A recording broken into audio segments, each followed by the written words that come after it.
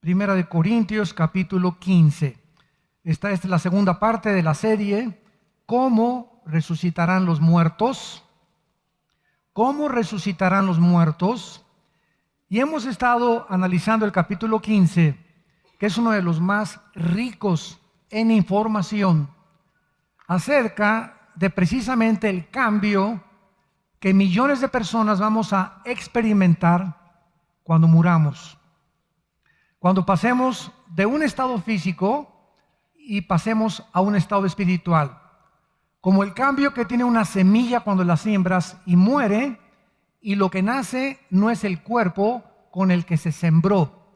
Los árboles que tú ves ahorita en el bosque y en el campo, ese árbol tan inmenso estaba escondido en una partícula pequeñísima llamada semilla, donde estaba el potencial para ese árbol gigante que nació. Cuando viene el cocuyo y se pega en el árbol y ahí deja todo el cascarón, se rompe, muere a su antigua vida. Recordemos algo. La palabra muerte no significa cesación o cesar de existir o dejar de vivir. La palabra muerte en la Biblia, en el hebreo y en el griego, significa separación. Esto es muy importante que lo apuntes o que lo mantengas siempre en tu mente. Cuando hablamos de muerte, estamos hablando de muerte espiritual. Que nacimos muertos espiritualmente, nacimos, ¿qué cosa? Separados espiritualmente de Dios. Cuando Adán y Eva tenían contacto con Dios y le dijeron a Dios, déjanos a nosotros decidir al comer el árbol del bien y del mal, lo que es bueno y lo que es malo, se cortó el cordón umbilical. Se cortó completamente la comunicación con el otro mundo invisible espiritual que la Biblia nos revela que es más real que el mundo físico. Entonces, de Adán a nuestros días, todos hemos nacido completamente bloqueados hacia Dios. Pero como traemos la imagen y semejanza de Dios, se inventaron las religiones. ¿Qué son las religiones? Sustitutos para poder traer una respuesta al ser humano de aquello que va más allá de lo natural. Entonces, todas las religiones hablan de que necesitamos hacer algo, buenas obras y pórtate bien, y códigos de conducta y códigos de moral para que pueda ser aceptado por Dios, y también sacrificios. Vamos a ver más adelante, los hindúes, las tribus, los aztecas, los tlaxcaltecas, etcétera, etcétera, ofrecían sacrificios para agradar a un Dios que no conocen, creyendo que el sacrificio les daba aceptación ante Dios. Pero qué maravilloso es que vengamos a la Biblia y podamos descubrir verdaderamente qué cosa hay después de la vida y de qué forma vamos a resucitar y qué clase de cuerpo, cómo va a ser tu cuerpo y mi cuerpo después de vivir. En 1 Corintios capítulo 15, versículos del 20, 21 y 22, en la primera conferencia que vimos hace 15 días, analizamos que primero en la resurrección, versículo 20, Cristo ha resucitado de los muertos, primicias de los que durmieron es un hecho. ¿Quién ha sido el primer hombre en resucitar en toda la historia humana y no volver a morir? Jesucristo. En el Antiguo Testamento, Elías se resucitó y Eliseo muertos, pero esas personas que resucitaron en el Antiguo Testamento volvieron a morir. Cuando Cristo vino, resucitó a Lázaro, ¿se acuerdan? Pero Lázaro volvió a morir después. La primera persona que ha resucitado para no volver a morir ha sido Jesucristo. Y por eso se le llama los primeros frutos. Él es el primero en toda la serie de resurrecciones que vamos a ver, que es el que jamás volverá a morir. Muy bien. Y dice el versículo 21, por cuanto la muerte entró por un hombre, también por un hombre la resurrección de los muertos. Qué interesante que la Biblia hace 2000 años, porque esta carta se escribió hace 2000 años por el apóstol Pablo. Nos hable de que algo se transmite de generación en generación en generación, desde Adán hasta nuestros días, y de qué otra forma se transmiten las herencias espirituales, físicas y emocionales, si no es genéticamente. Y hasta 1860, Gregorio Mendel descubre las leyes de la herencia. Hasta 1860, haciendo experimentos con chícharos y dándose cuenta que al experimentar pasaba un chícharo verde y se transmitía la herencia genética o las condiciones de ese chícharo en otro chícharo, y después los médicos y los científicos dejaron de un lado la investigación genética. Y no fue hasta 1954, escuchen muy bien, cuando el doctor James Crick y el doctor Watson descubrieron el ácido desoxirribonucleico, que se conoce como el ADN, o en inglés el DNA. Y entonces estos médicos les dieron el premio Nobel en 1954, y de 1954 al año 2000 nombraron al presidente del genoma humano, así se llamó el genoma humano, nombraron a un cristiano llamado Rafael Collins, el doctor Collins, que era cristiano. Y en el año 2000 exactamente, el presidente Clinton en la Casa Blanca le dice al doctor Collins, presidente del proyecto del genoma humano. Así terminó el siglo XX, con el máximo proyecto de investigación científica que ningún ser humano se pudo imaginar. El presidente Clinton le dice al doctor Collins, hemos comenzado a descubrir el libro de la vida. Y del año 2000 a nuestros días, pues ya la investigación genética va muy avanzada al grado, ¿verdad?, que aun cuando en el siglo XX se experimentó con clones, ¿se acuerdan la famosa borreguita, ovejita Dolly, que fue la que clonaron por primera vez? Nada más que en la clonación, si agarras un borrego de 10 años y lo clonas, el clon tiene que tener la misma edad de lo que tú clonaste. Si ahorita me clonan a mí, mi clon tendría que ser de la misma edad que yo tengo. Y ahorita la investigación científica, aunada con la ética moral y con las leyes de los gobiernos, están en un mare magnum de problemas y de interrogantes, porque pues un clon, ¿qué va a ser? ¿Tu hijo? ¿Tu primo? ¿Tu papá? ¿Tu mamá? ¿Cómo lo va a adaptar la ley? ¿Le podrás dejar una herencia si es que sigue viviendo? Bueno, todas estas cosas que están comenzando ya a investigar porque ya están en laboratorios clandestinos haciendo la clonación humana. Adolfo Hitler, los nazis, soñaban, ¿verdad?, con el famoso médico Mengele, que no sé cuántos de ustedes vieron una película muy famosa, Los niños de Brasil, donde vemos ahí cómo los nazis comenzaron a experimentar con mujeres embarazadas para tratar de hacer experimentos genéticos a escondidas de la humanidad. Entonces llegamos a la Biblia y nos muestra claramente en el versículo 21 que hay algo que se transmitió a todos los hombres. ¿Qué es? Está clarísimo, ¿no lo acaban de leer? La muerte. Por cuanto la muerte entró por un hombre la resurrección de los muertos. O sea, hace muchos años estuvimos en un programa con un famoso comentarista, Jacobo Zabludowski. A mí me invitaron porque él descubrió que pues, nosotros simpatizábamos con Israel y que nos interesaba el estudio de la Torá. Y él estaba teniendo un programa que se llamaba ¿Qué hay después de la muerte? Y en este programa, un día, este hombre que ya murió, ¿verdad?, Zabludowski, dijo que al concluir el programa, que nadie podía saber qué había después de la muerte o quién podía definir qué es la muerte. Es cuando nosotros entramos, ¿verdad?, y cuando ya se hizo otro programa con otro comentarista, Nino Canún. Y ahí estuvimos 5 programas con Nino Canún debatiendo los fantasmas. Porque ya no, al entrar a este campo ya, ¿verdad?, místico, a este campo ya que trasciende la metafísica, entonces ya se comenzó a tratar que los fantasmas, ¿quiénes eran los fantasmas?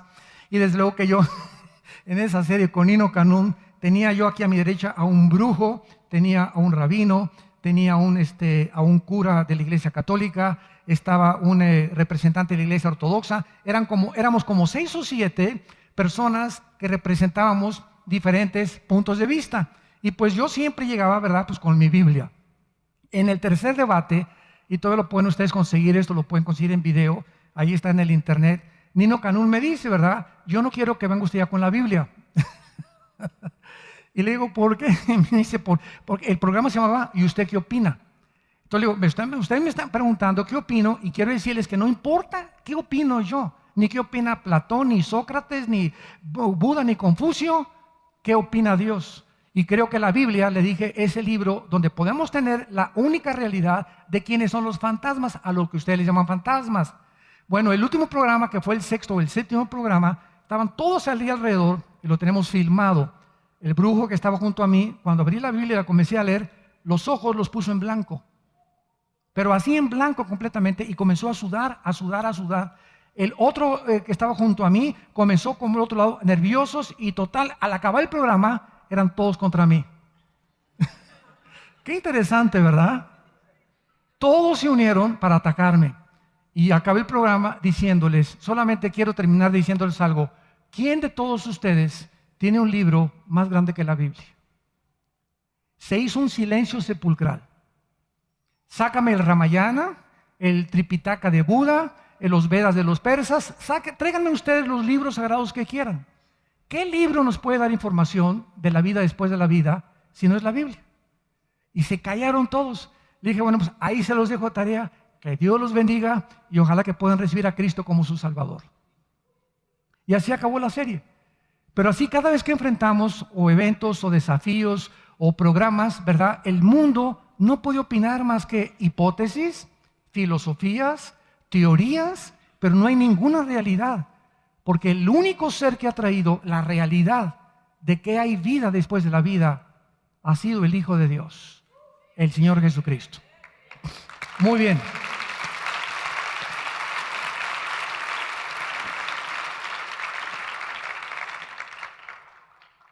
Para poder profundizar más en esto, tenemos que poner muchas bases como la genética. Hace algún tiempo me mandaron un correo diciéndome, ¿cómo es posible que el pecado se transmita genéticamente?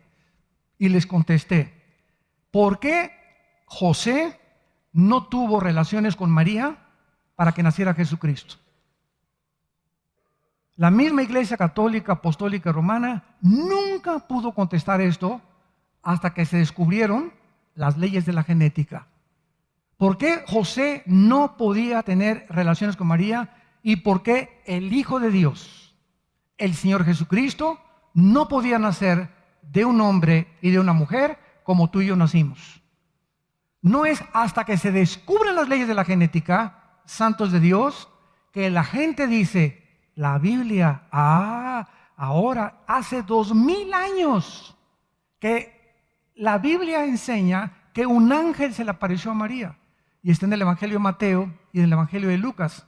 Y el ángel le dice a María, María, no vas a tener nada de relaciones con José, ni en tu luna de miel. ¿Por qué? Porque lo que van a hacer dentro de ti no va a ser el producto de un hombre. Entonces María, imagínense, pues no entendía nada, ¿no?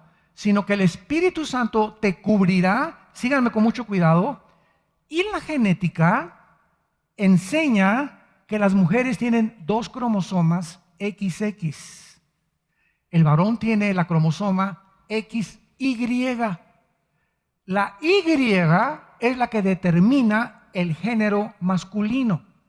Si yo soy varón y tú eres varón, es porque el cromosoma Y de nuestro papá, de nuestro padre varón, ovuló y fertilizó las 2X de nuestra madre.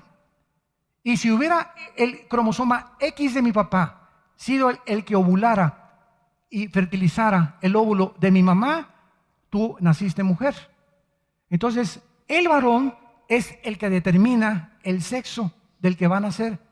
Si el cromosoma X fertiliza, van a ser mujer. Si es Y, es el varón, porque es en el cromosoma Y donde Dios estableció el género masculino. Ahora, muy bien, ¿qué necesitaba María? Síganme con mucho cuidado. ¿Qué necesitaba María para que naciera hombre? Un cromosoma Y. No lo podía poner José. ¿Por qué? Esa es la pregunta de los 64,000 pesos, como decía Jacobo Saludowski y Paco Malgesto, ¿se acuerdan? Estamos hablando antes de Cristo, ¿verdad? ¿Por qué? Porque José no podía implantarle el cromosoma Y a María, porque ahí en el cromosoma Y se transmitía el pecado. El pecado se transmite genéticamente. No significa que la mujer no peque, pero nosotros los hombres tenemos la semilla. Se llama en el griego cera en el hebreo y en el griego esperma. Y se tradujo esperma o semilla en la Biblia. Entonces, la semilla, el esperma, no lo tienen las mujeres, lo tenemos los hombres. Y la mujer es la receptora de la semilla que nosotros le implantamos en su útero. Y si yo le implanto a mi esposa mi cromosoma, el que lo decide es Dios, Y, vamos a tener un bebé varón. Pero si fue el cromosoma X el que fertilizó a mi esposa, vamos a tener una niña, porque es lo que determina el género, los cromosomas. Entonces, qué increíble que hace 2000 años, cuando hasta 1860 se comienza a investigar las leyes de la herencia, y hasta el siglo XX, 1954, se les da el premio Nobel de genética y de medicina al doctor James Crick y el doctor Watson por descubrir el ADN. La Biblia es más moderna que la ciencia de mañana en la mañana. Ya la Biblia establecía las leyes de la genética desde el libro del Génesis. Cuando Dios dice en Génesis 1, del 11 al 12, hace 4500 años, cada fruta va a dar una fruta, cada semilla va a dar una fruta conforme al ADN que tiene esa semilla. Claro que no dice ADN, dice según su especie o su género. Entonces la semilla de la uva tiene un software, tiene un código genético establecido por Dios para que cuando yo siembre la semilla de la uva no dé plátanos, ni naranjas, ni chabacanos, ni melones, ni sandías. Va a dar esa semilla de acuerdo a la información que Dios implantó en ella. El color de la fruta, las vitaminas y minerales que están escondidas en esa microscópica semilla, en la de la naranja, naranjas, la del chabacano, chabacanos, la del melón, melón, la de sandía, sandías. Todas las semillas traen diferente código genético hereditario. Y cuando la ciencia comienza a descubrir todas estas cosas, ¿por qué la ciencia descubrió esto hasta estos tiempos? Porque Dios sabía que antes de que Él regrese, nos va a dar muchísima más iluminación para que la gente entienda que no es falta de evidencias por lo que no creen en Dios, como muchos ateos esgrimen y argumentan, como el famoso ateo Carlos Sagan, el astrónomo del siglo XX, que dijo: Dios nos hubiera dado más evidencias, o por lo menos hubiera dejado ver para que creyéramos en Él, cuando las evidencias están a nuestro alrededor, en el mismo mundo de la genética. Entonces, somos espíritu, de acuerdo a la Biblia, tenemos un alma y vivimos dentro de una botella, dentro de un envase, dentro de un cuerpo que todos los días está muriendo. Hay una muerte celular continua en nuestro cuerpo, que es la que produce que un bebecito salga aquí, comienza a abrir los ojitos, comienza a hablar, comienza a adaptarse el mundo que lo rodea, comienza a llenarse de información, crece a la juventud y los jóvenes creen que el mundo es de ellos y que por aquí, que por allá, esto y el otro. Llegamos a los hombres maduran casi hasta los 30 años, las mujeres a los 20, 18, son más maduras que nosotras, más inteligentes que nosotros también muchas veces. Una niña de 15 años ya se pinta y aquí por allá, y nosotros hasta los 18, 20 jugando a la rayuela y al trompo, ¿verdad? Las mujeres despiertan más rápido al sexo que nosotros. Por eso, ¿verdad? En Estados Unidos, los psiquiatras y consejeros matrimoniales han llegado a la conclusión de que los americanos casi siempre se casan de la misma edad. Se casa un muchacho de 25 con una de 25, cuando lleguen a los 40 ya aparece su mamá. Y por eso hay tantos divorcios. Por eso primero Dios creó a Adán y después a Eva. Es importante, ¿verdad?, que el hombre le lleve cierta edad a la mujer, porque ellas nos ganan en muchas cosas, envejecen más rápido que nosotros, y el hombre siempre anda buscando, ¿verdad? Les llaman rabo verdes, ¿verdad?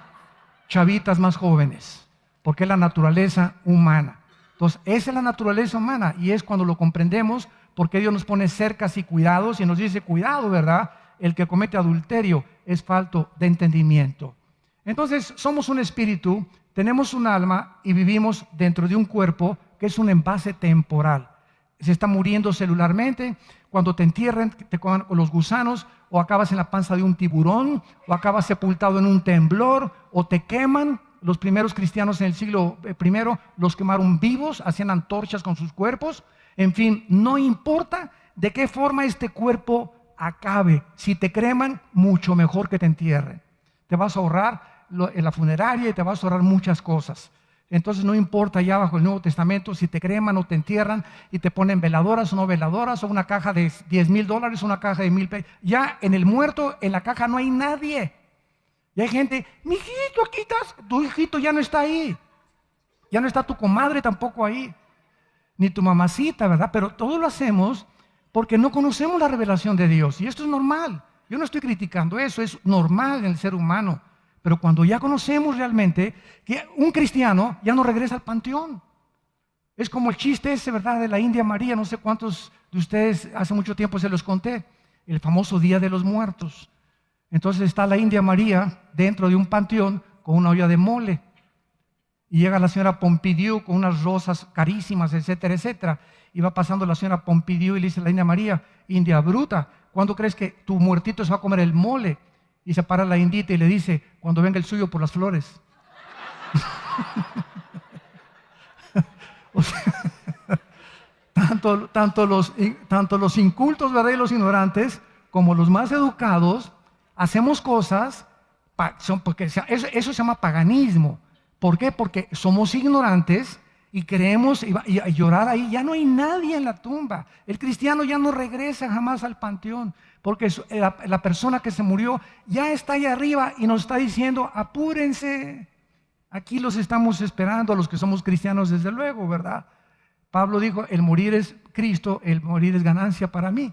Entonces, cuando hay este conocimiento, dejamos de practicar lo que se llama en la Biblia las costumbres de los pueblos paganas, porque son costumbres que estábamos acostumbrados a hacer por tradición, porque se nos inculcaron desde niños, de acuerdo a la religión que tengamos, estas tradiciones, como irnos de rodillas a una iglesia y sangrarnos, o golpearnos con pencas de plátano en la espalda y sangrarnos la espalda, etcétera, etcétera.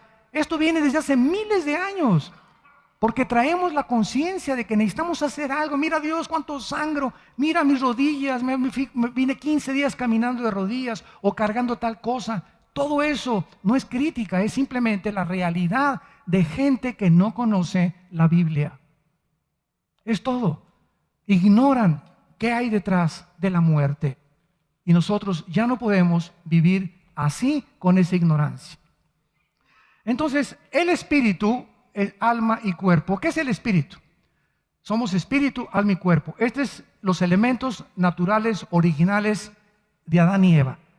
El espíritu, con mucho cuidado, síganme, es la parte a través de la cual el ser humano estaba conectado con el otro mundo. El mundo espiritual invisible, no material, no físico. Dios es espíritu y Él se conecta y tiene contacto con el ser humano no a través de su alma ni a través de su cuerpo. Síganme con mucho cuidado. Dios es espíritu y si va a tener contacto con los seres humanos es a través de nuestro espíritu. ¿Por qué? Porque tenemos que hacer iguales para poder funcionar. Pero el ser humano murió, se separó, se le fundió el foco a Adán y Eva. Esta es la historia de la Biblia y tiene mucho más lógica y más coherencia que decir que venimos de chita o que venimos de un proceso o de una selección natural evolutiva.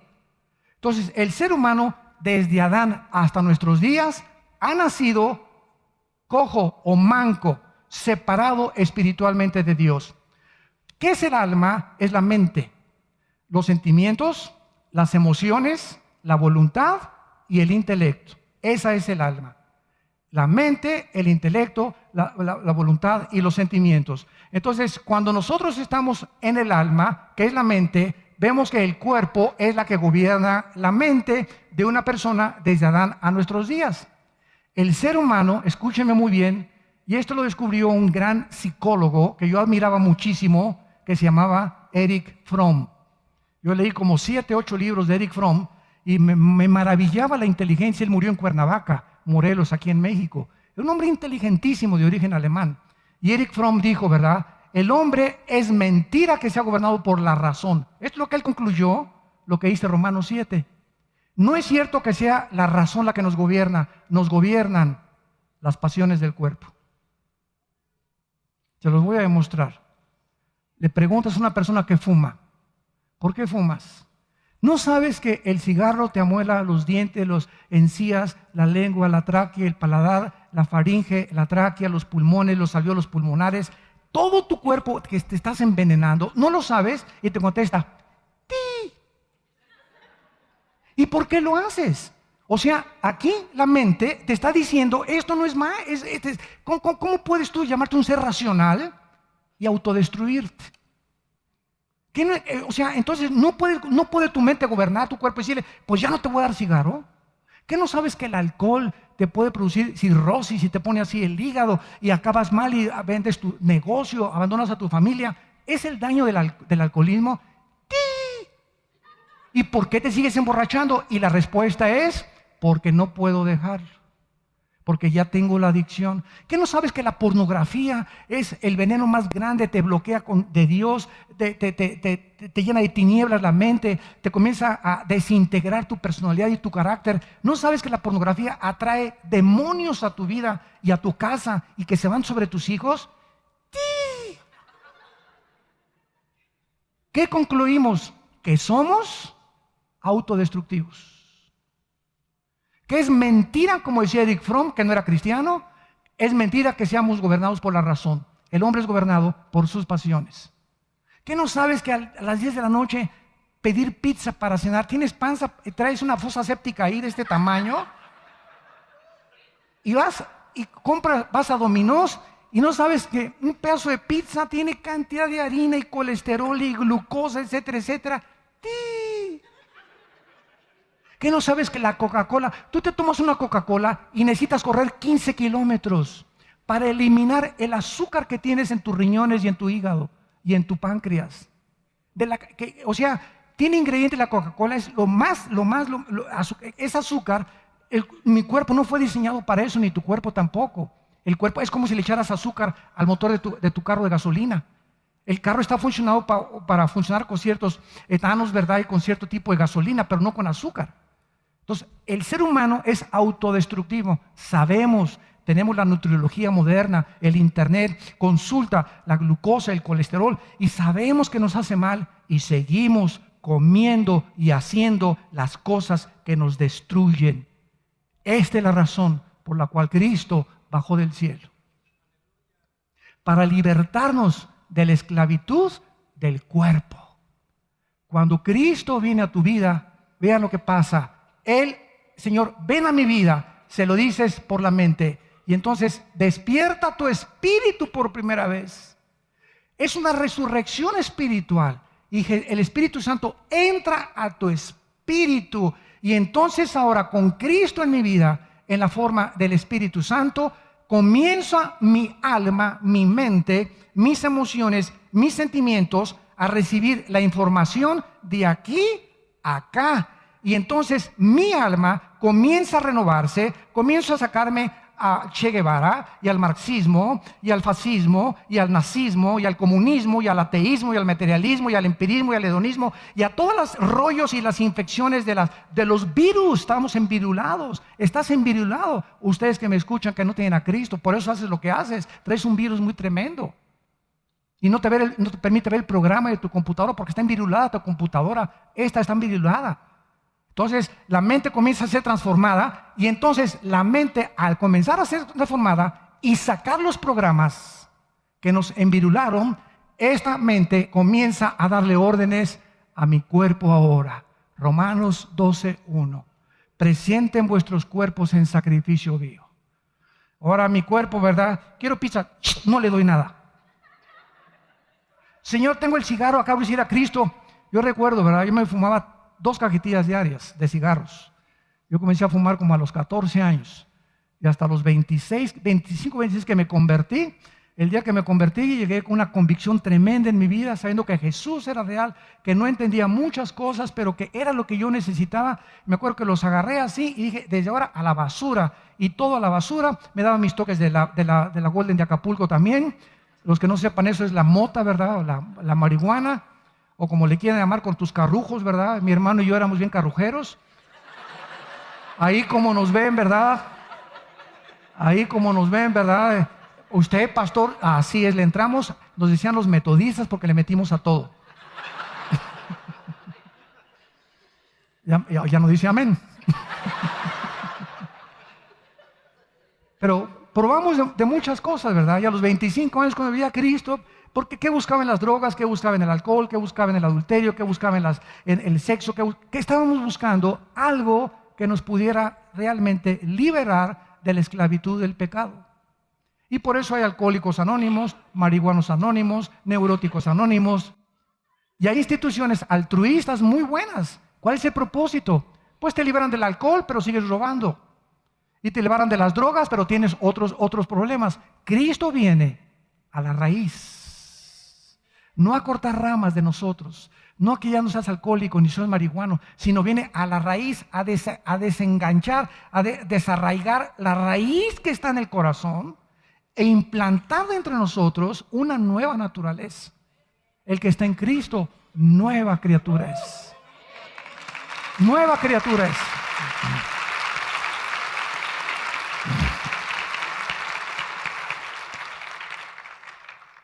Desde Adán entonces hasta nuestros días, por herencia genética, nacimos en pecado. ¿Qué significa esto? Separados de Dios. Por eso somos autodestructivos. Porque el ser humano es indefenso para ayudarse a sí mismo. Todas estas instituciones altruistas que existen es con el propósito, todos reconocen que algo está mal con nosotros, todos. Estamos en el siglo XXI. El siglo XX, los descubrimientos científicos más grandes de la historia. Los avances tecnológicos más grandes de la historia. El internet, el iPhone, la desintegración del átomo, las centrifugadoras del plutonio 235, los aviones, llegamos a la luna en el 69, en el 54 la primera plataforma espacial, el internet, los avances en la medicina, etcétera, etcétera. Y estamos ahorita en el año 2016 del siglo XXI, a punto de destruirnos con una tercera guerra mundial. Jesucristo, la Virgen María y el burrito que los acompaña. Me dijeron que ya no dijera la Virgen de los Remedios. Dios mío santo, misericordioso. Con todos los descubrimientos y con toda la tecnología, el hombre se ensoberbeció y nos creemos dioses. Y todavía siguen creyendo que el ser humano tiene la respuesta a la economía de Europa, a los refugiados de Europa, al problema del Medio Oriente, al abandono moral de Estados Unidos, a la crisis de valores e ideologías políticas en Centro y Sudamérica. Todavía creemos nosotros que algún hombre con alguna política, con alguna ideología, va a mejorar las cosas. Hemos hecho el ridículo como administradores del planeta Tierra. ¿Por qué? Porque estamos separados de nuestro Creador. Y Él ha venido y viene esta mañana para entrar a tu vida y para transformar tu vida y para darte la esperanza de volver a vivir algún día con Él. Y a continuación vemos nosotros el ejemplo que Dios usa a través de Pablo en el versículo 21 y 22. Por cuanto la muerte entró por un hombre, ahora la respuesta es ¿cómo entró? Genéticamente. Dice el Salmo 51, en pecado me engendró mi madre. Nacemos en pecado todos los seres humanos. También por un hombre la resurrección de los muertos. O sea, un hombre echó para abajo a toda la raza humana, de acuerdo a Adán. Un hombre nos hundió a todos, ¿sí o no? Es lo que dice la Biblia. Vino otro hombre y levantó otra vez lo que ese primer hombre Adán hizo. ¿Por qué hace Dios esto? Esto lo explica Romanos 3 y Romanos 4, pero no vamos a ir ahorita. Adán, hagan de cuenta que el ser humano fue creado así, en una balanza, equilibrado. Entonces, Adán, ¿qué hace? Peca y entonces desde Adán a nuestros días, todos nacemos con la inclinación, escúchenme muy bien, hacia el mal, no hacia el bien. Y no necesitamos la Biblia para confirmar esta grande verdad. Los niños, tú nunca les enseñas a portarse mal. ¿O sí? Les enseñamos a portarse bien, porque el mal lo traen por herencia. Y ve a un niño de 1 año y medio, 2 años, son los dictadores de su casa.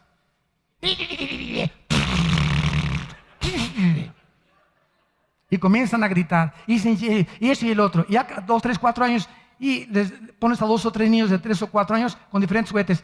Y el otro, ese ya no lo quiero. Y al ratito quiere todos los demás. Esos experimentos los han super hecho todos los psiquiatras y los estudiantes del carácter y la personalidad infantil. Y han descubierto eso, que traemos ya desde niños la maldad, lo malo. Y les enseñamos a portarse bien. Es el diagnóstico precisamente de la Biblia. Nacimos en pecado, con la tendencia hacia el mal por haber nacido separados de Dios. Entonces la balanza se inclinó con Adán.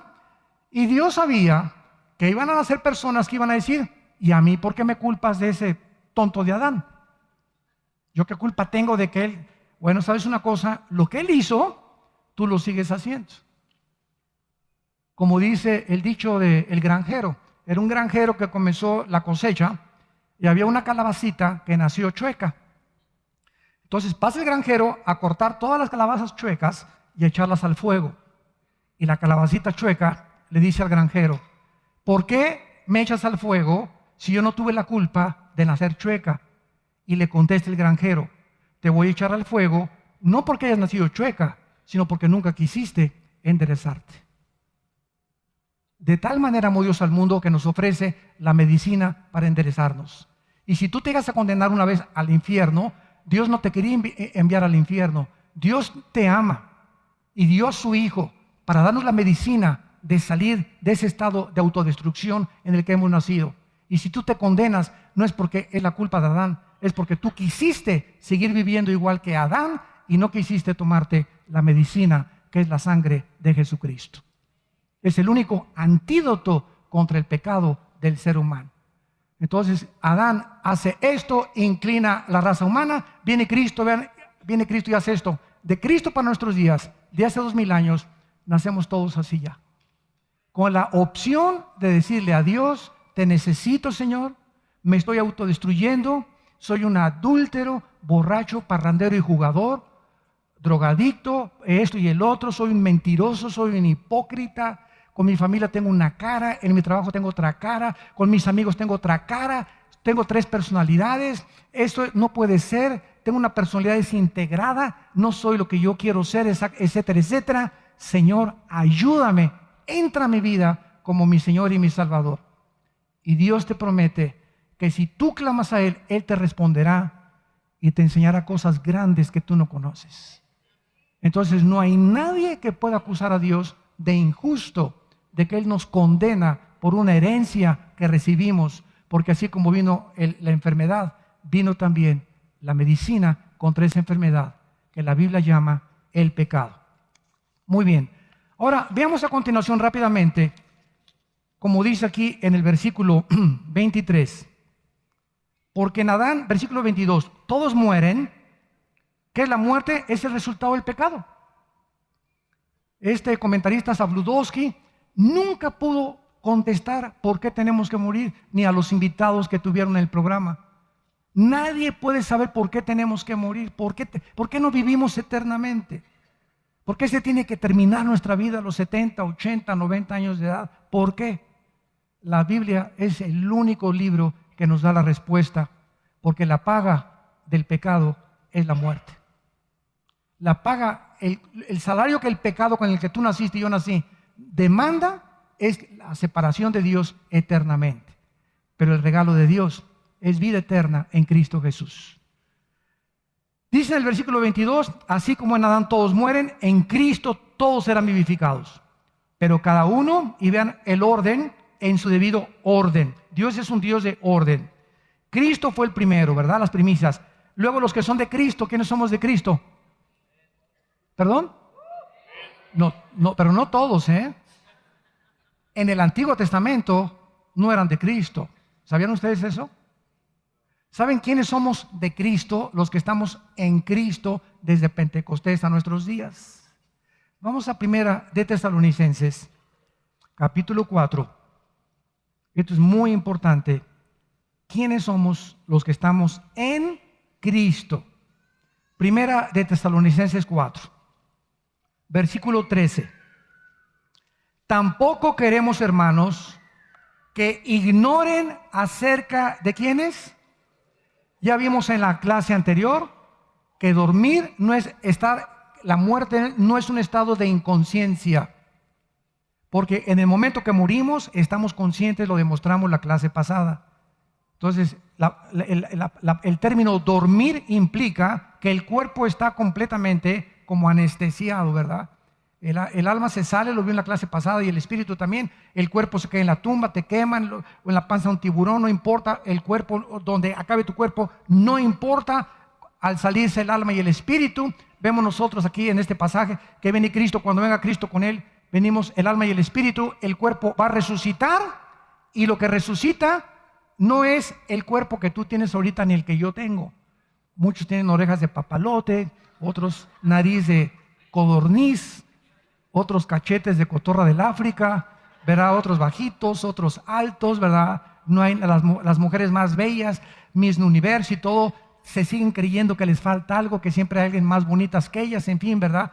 Nunca vamos nosotros a estar satisfechos con el cuerpo que tenemos. Siempre queremos mejorar algo, que me respingue la nariz, que las orejas me las aplaquen, que me hagan más pompas aquí atrás, que me den más músculos por acá, que botox, que esto y que el otro, porque no es pecado el querer mejorar nuestra apariencia.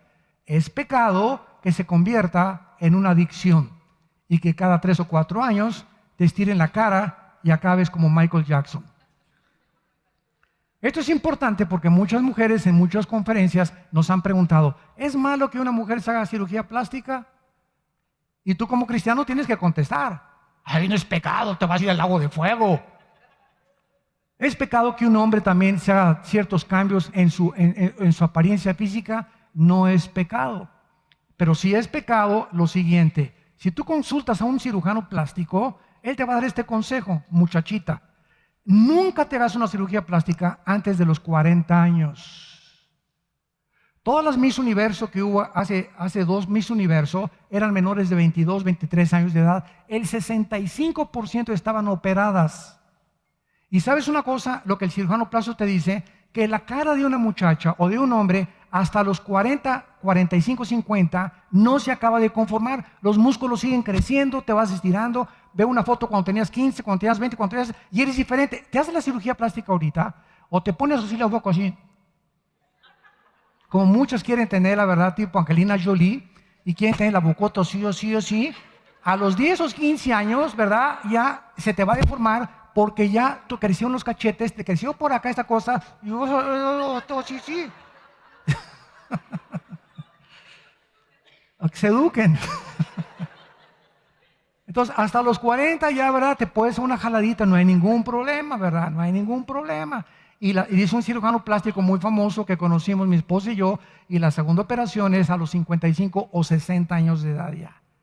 Pero no te las hagas a los 40, 45, 50, 55, como me acuerdo de la famosa actriz mexicana María Félix, que cuando levantaba la mano se le levantaba la patita también, ¿verdad? 12 cirugías plásticas se hizo la señora, 12.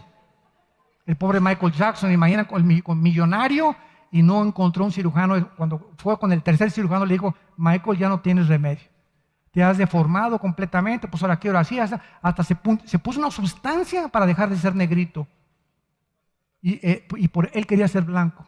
Qué increíble, ¿verdad? Todo lo que tratamos de hacer. Entonces, cuando nosotros resucitemos, dice primera de Tesalonicenses capítulo 4, no quiero, hermanos, que ignoren acerca de los que duermen, para que no se entristezcan como los otros que no tienen esperanza.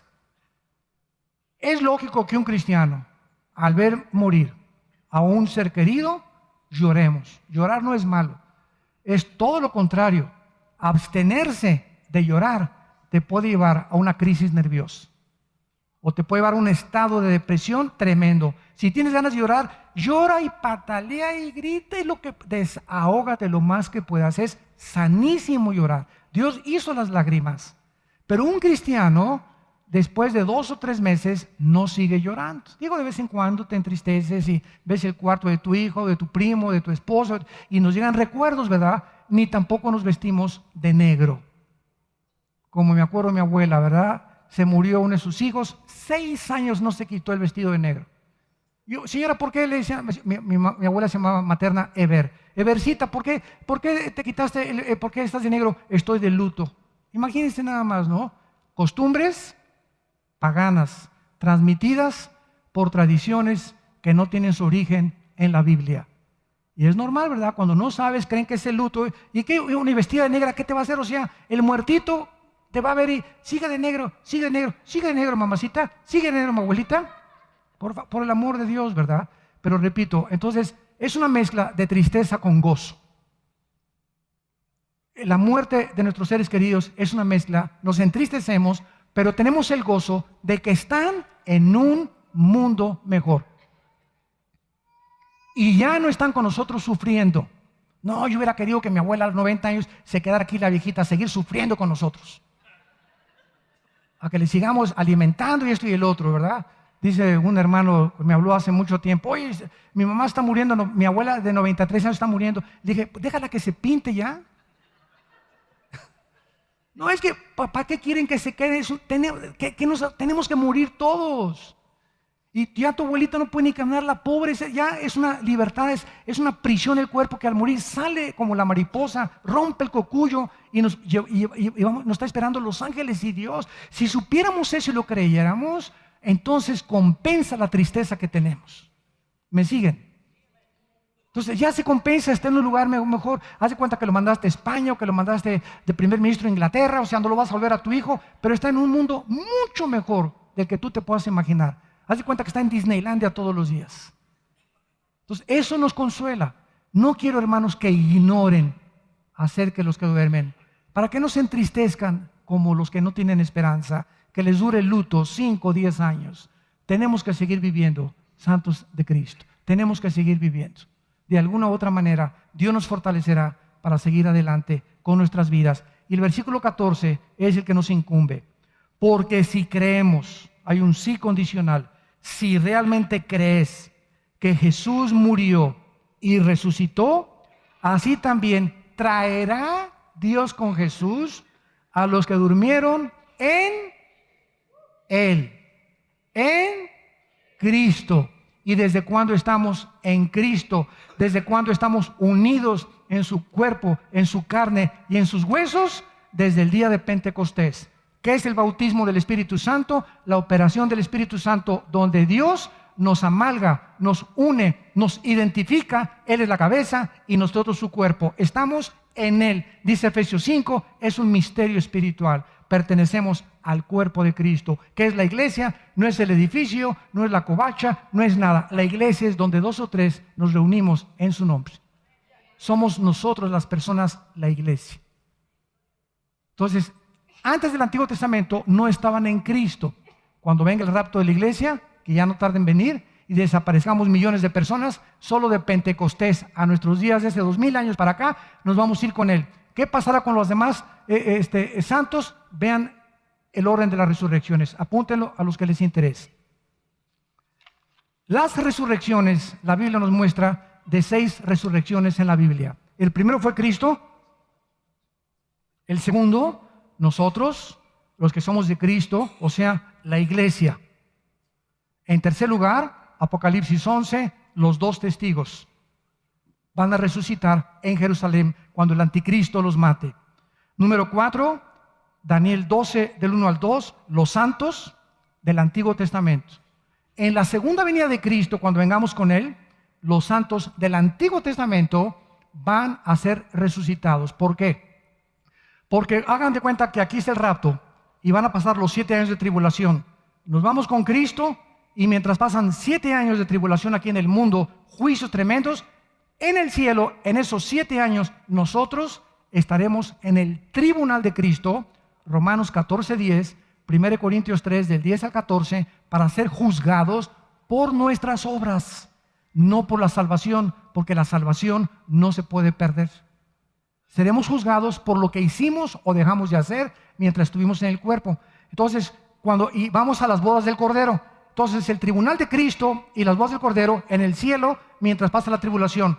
Al acabar la tribulación, la tercera guerra mundial, el Armagedón, bajamos con Cristo, todos los que morimos ya, y entonces establecemos el reino de Dios aquí en la tierra, y aquí en esta segunda venida, los santos, Daniel 12, el 1 al 2, del Antiguo Testamento, desde Adán hasta Pentecostés, resucitan para poder entrar al reino milenial junto con nosotros.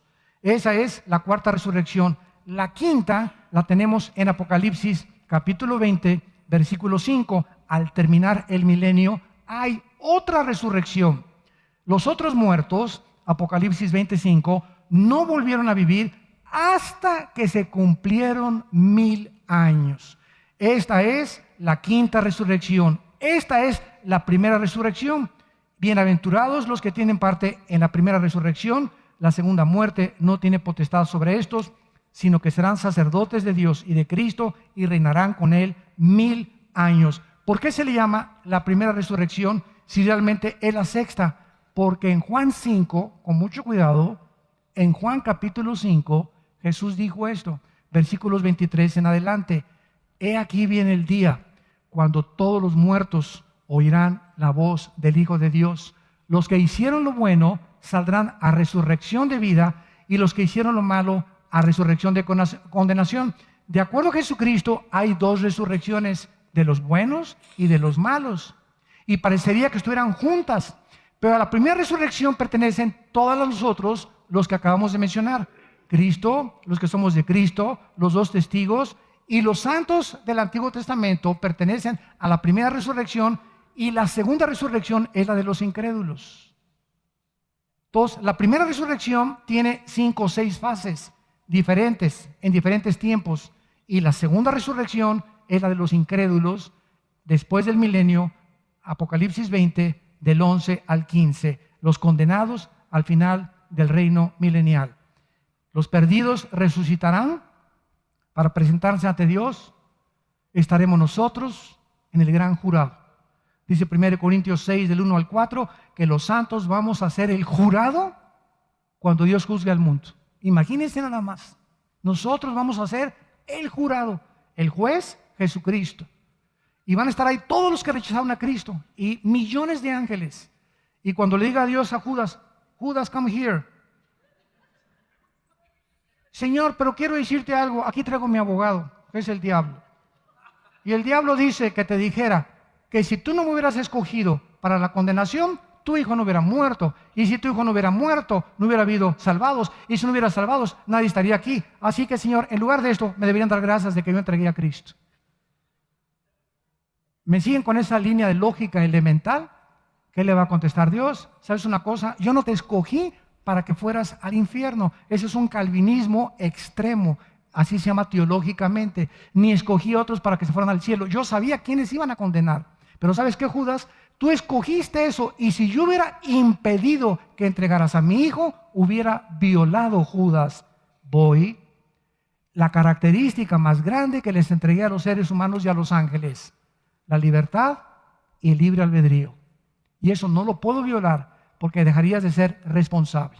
Seríamos títeres del destino si Dios escogiera a unos y otras para condenarse. ¿Qué clase de amor es esa? Cuando dice la Biblia que Dios, para que todo aquel que en Él crea no se pierda, mas tenga la vida eterna. Padre, te damos gracias por tu palabra.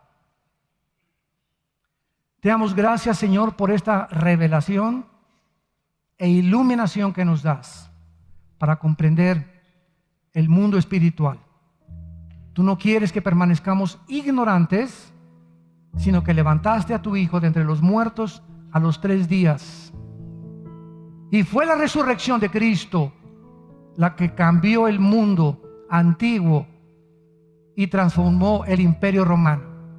El imperio más grande de la historia fue conquistado por el mensaje de los apóstoles que el Hijo de Dios había prometido resucitar, y lo cumplió Y cuando ellos lo vieron con sus propios ojos, que Jesús era real y que los invitó a tocar su cuerpo y sus llagas que le hicieron en la cruz, se apoderó de ellos el espíritu de poder y de valor, y se enfrentaron al mundo gritándoles: arrepiéntanse de sus pecados.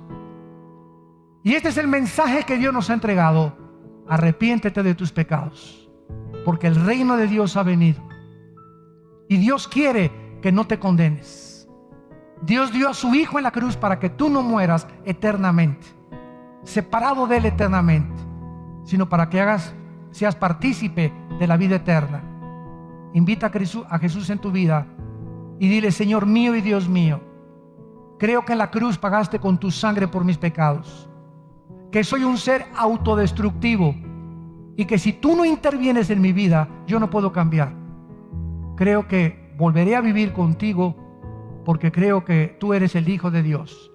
Te recibo como mi Señor y mi Salvador, en el nombre de Jesús. Amén.